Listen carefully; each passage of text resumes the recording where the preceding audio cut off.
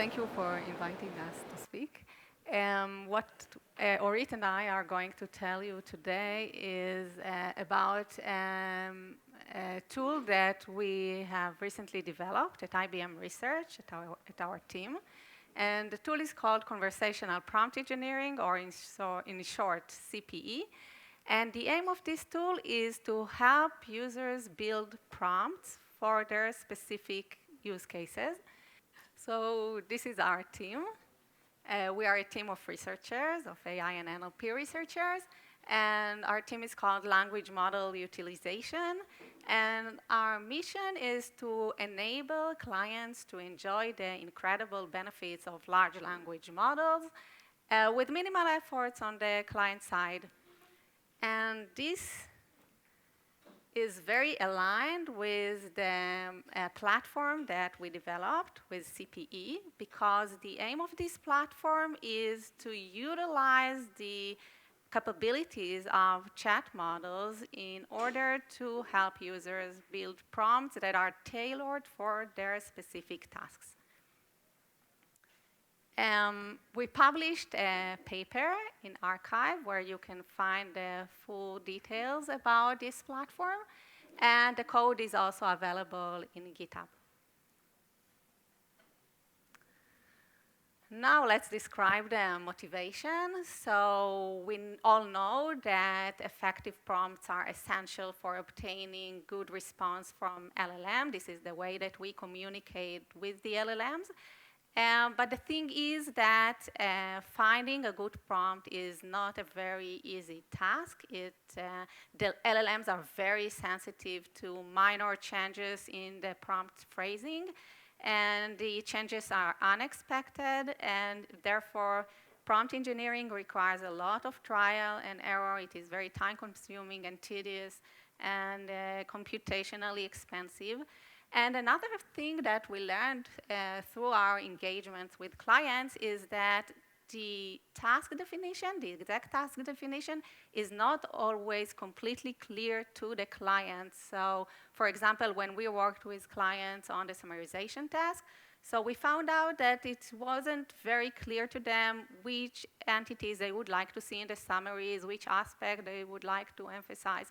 So it became clear to us that it is completely essential in order for us to build successful solution that the clients will know what the exact task definition is, and we would like to help them do that. So our idea was to leverage chat models in order to help the clients phrase and articulate their wishes and organize their thoughts regarding how they would like the outputs to look like, and help them build a prompt.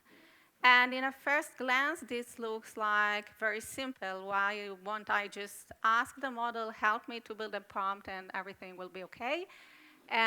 So what we would like to claim here, that this is good, but the chat models can do much more in order to help us and the clients to build the prompts. They just need the right tools and resources in order to do that, and they can leverage, and we'll show how we will do that, but we will provide them the necessary resources and tools in order to help them, help us, help the client to achieve good prompts. And this is what CPE is about and what the rest of the talk will be about. Okay, so this is an overview of CPE, and CPE actually designed to walk the user hand in hand through the process of prompt engineering, and CPE is very proactive. So in the beginning of the interaction with the user, CPE asks the user to share some unlabeled examples, just a small number of unlabeled examples, 3 examples. No labels are necessary, representing the input examples that the task should be performed on. And in addition, the user is asked also to select the target model, the model that he would like to be in production, and the model for which the prompt needs to be designed. Then there is a conversation between the user and the model, and at the end of this conversation, CPE provides two types of prompts. One prompt is a zero-shot prompt that is based on the instruction that was built together with the user, and another prompt is a few-shot prompt, where the few examples are the examples or the outputs that were approved by the user throughout the conversation. There are some key features that characterize CPE. For example, the ability to perform prompt validation. The fact that the target model is part of the system enables the system, the CPE, to test the prompts on the fly, send them to the target model, return the output, and ask the model for a feedback on this output. And these outputs represent what actually is going to happen in production if this prompt is used. And this is impossible for a chat model, even for GPT-4o. Yeah, I asked him, so I'm sure. It cannot tell you what would be the output of a given prompt, because it cannot now run this prompt on Llama 3, for example. So this is a unique capability and a very important capability of CPE. And in addition, the tool also enables the user to evaluate the prompt on unseen data. And this is very important because in many use cases in their enterprise, the case is that the task needs to be performed on a large volume of unseen data. So it is very important for the user to understand how well the prompt performs on unseen data, and this is enabled in this tool. And last but not least is the ease of use. This is a very user-friendly UI, and instead of the tedious task of prompt engineering, the user finds himself in a comfortable and a nice, pleasant conversation with the system. And the conversation is very brief, up to like 30 minutes, and you have a prompt. Okay, so now let's move to a short demo. It's not exactly a demo, it's more a collection of screenshots, and this is due to time limitations, but I hope this will still give you some impression regarding how the tool works. So this is the opening page, and here you need to put your Watson API key and project ID. Watson X is actually a cloud-based platform of IBM that enables to run large language models, and this is the platform that our tool runs on. And if you go to the GitHub, the link that we saw before, you get a very detailed explanation on how to get these credentials. You need to put them.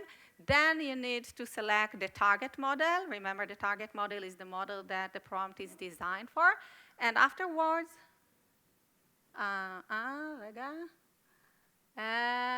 afterwards, we move to this page. This is actually the conversation page. And before the conversation begins, the system asks the model, and we saw it before, to share data. So 3 examples that represent the data that the task needs to be performed on. And now you have 2 options. One of them is to select a data set from a catalog that we preferred in advance, or different tags from different domains, just to experiment the tool. But if you do have data, you can create a CSV of just 3 lines and 1 column titled text, and in each row of the CSV, there needs to be the different input text. So just 3 lines CSV. And then the conversation begins. So the first thing that the system asks is what task I would like to perform on this text, and I, in this case, told that I would like to summarize them. And then it starts asking me questions regarding my summary preferences. And you see that the questions that it asks are very related to the data I shared. It asks about the plot, the characters, and all kinds of things that are related to movie reviews. I forgot to tell that I chose movie reviews as the data set from the catalog. Sorry about that. So the task that I'm running in the demo is summarizing movie reviews, and indeed you see that it took into account the data that I shared and started asking questions about my preferences. And this is very convenient for me because I wasn't necessarily sure, like our client, what exactly I would like to see in the summary, and it's very convenient to organize my thought if someone asks me questions and highlight different dimensions of preferences that maybe I wasn't aware of, and I'm surfacing all these preferences, and then I can just answer what I want to do and why. And I answer regarding my friends' preferences, and then the system is ready to suggest an initial prompt, summarize the movie review, including a brief description of the plot and focusing on the reviewer's opinion.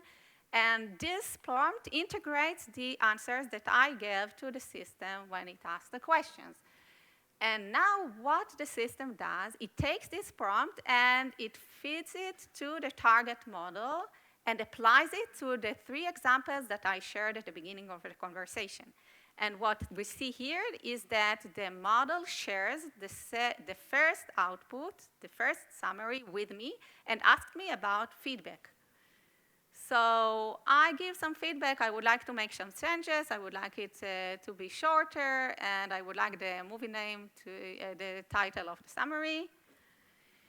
Another nice thing is that sometimes the input texts are very long, and if we would insert them into the conversation, it will just stuck the conversation, will be very inconvenient. So what we did here, you can just hover on the question mark and see the input example, and you can just go on it and then remove it, and it's very convenient. And now the system revised the summary, and it followed my feedback. The summary is much shorter, there is a title, and it looks great. I here didn't include it in the screenshot, but the same is done for example 2 and example 3. It shows the examples and asks me about feedback. At the end of this cycle, the CPE suggests a new prompt that integrates the feedback that I gave to the 3 examples. So you see now that the prompt changed. Summarize the movie review, including a brief description of the plot and focusing on that. Please keep each section, and this is exactly the feedback that I gave. Begin the summary with the movie title as a title. So now what is going to happen? CPE will send the new prompt for the target model, and the outputs will be presented again to the user, in this case to me. So in this case, I approved all the 3 summaries. They looked good. Of course, it's a demo. I didn't want to make its life too difficult, but of course, you can just present all kinds of requirements and feedback and just go on and nag him. And at the end, so the conversation ends, and now the CPE outputs 2 kinds of prompts, the 0-shot prompt and the few-shot prompt. The few-shot prompt actually is composed not only of the instruction, but also of the outputs that I approved throughout the conversation. So it's a 3-shot prompt. So this was the demo. And now let's have a look at the conversation flow. So if you may have noticed that the conversation has some structure. It can be broken into several stages. At the first stage, the model asks data-driven questions about my preference, about the user's preferences. After it gets answers from the user, it suggests an initial prompt. Then outputs are generated by feeding the prompt to the target model. The outputs are presented to the user, and feedback, and the system asks for a feedback from the user. And then if the user asks to modify the outputs, then a new prompt is generated and the outputs are generated again and it's continued iteratively. Otherwise, the conversation ends and the prompts are presented to the user and the user can download them. And I think is that the prompts are already formatted in the model format, in the expected model format. So you just can take them as is and put them in the, and feed them to the model. So what happens under the hood, how we implemented this? So we broke the entire task of asking the LLM to help the user into subtasks. The LLM moves between the different subtasks, between the different stages of the conversation, and it decides to move to the next stage based on the status of the conversation, of what happened so far. For each subtask, we built a dedicated prompt, so we ourselves did prompt engineering, and the prompt explains to the model what the subtask is. It interacts him to interact only via API calls. And here are the examples for, and it also defines what each API, when each API should be used. And these are the examples of API calls. The most frequently used API call is just send a message to the user. And whenever the model wants to send a message to the user, it uses this API call. And an example for an API call is applied prompt. Whenever a new prompt is suggested, it needs to be sent to the target model, and then this API is called. And there are also other examples for API calls.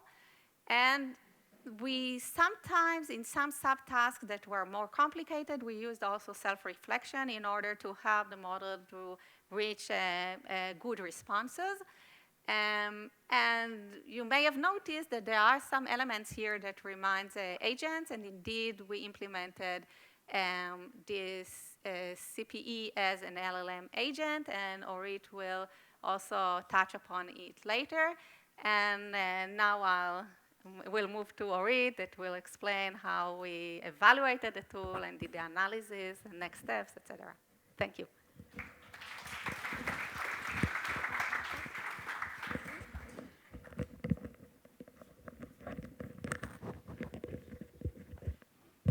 Okay, thank you, Liat. Okay, so so far you heard about the CPU system, the CPU design approach, the UI, and you saw the demo with the interaction between CPU and the user.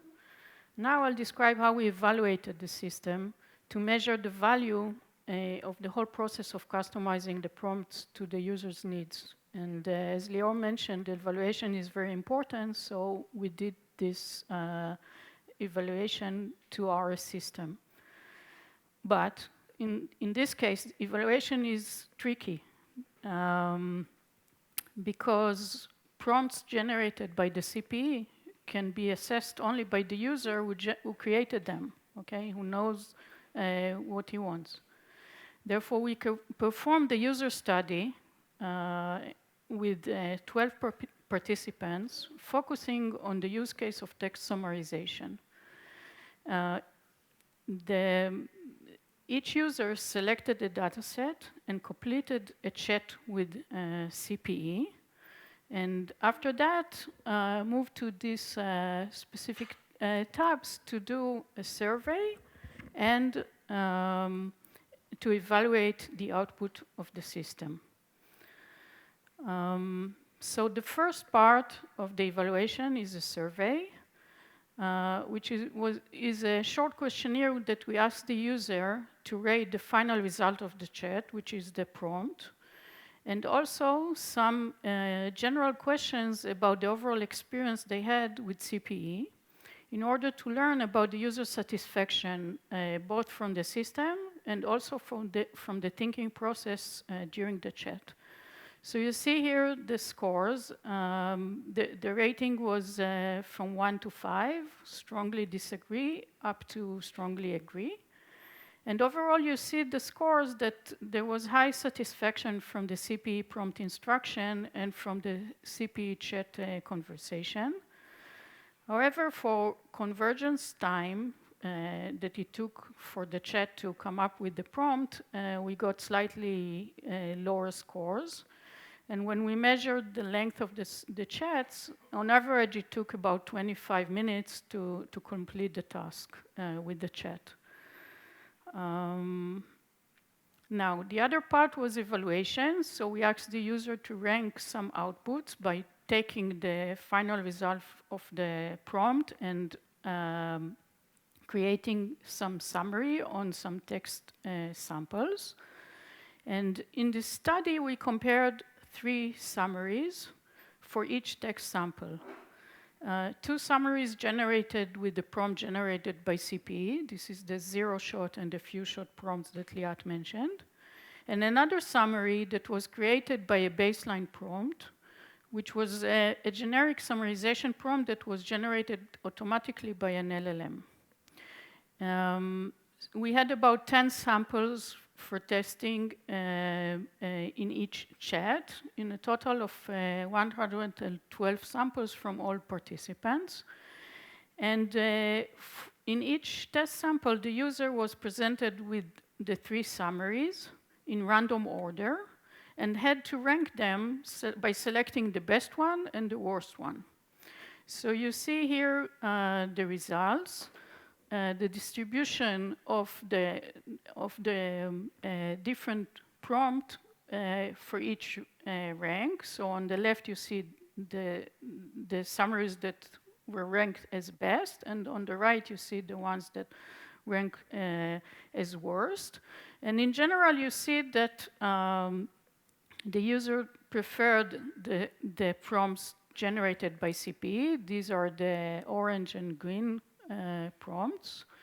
And in most cases, the rank of the baseline prompt was the worst. Now, in terms of the difference between the zero-shot and the few-shot prompts, there is no much difference. So this suggests that most of the information that the user provided about the task and what he wants from the summary, how he wants the summary to be, are already included in the instruction in the zero-shot prompt, and therefore the extra information given by the few-shot example is not really helping here. Now we did another analysis, offline analysis, not during the chats themselves, of looking at the chats that we collected from in the user study. And we found that on average, chat had more than 30 turns to complete the task, which is quite a lot. So users really spend some time refining the prompts. And in 2/3 of the chats, user asked to modify the initial instruction proposed by the CPE. So not only just taking the first suggestion from the CPE as the final prompt, but they asked to modify it, and therefore the chats were longer.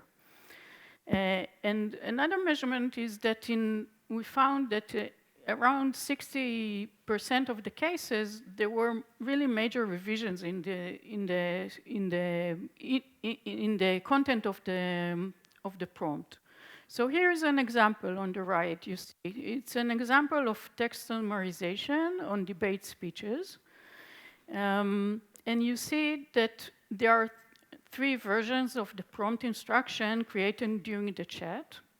The initial prompt was suggested in turn 6, and it's quite simple. This was suggested after discussing the task and the data with the user. Then the chat continues, and the second prompt instruction, we see that the user added some specification on the output format of the summary. But that was not enough. And as you see in turn 34, there is another refinement of the prompt, and this is the final instruction. And now, before we wrap up, I'd like to briefly mention the next steps.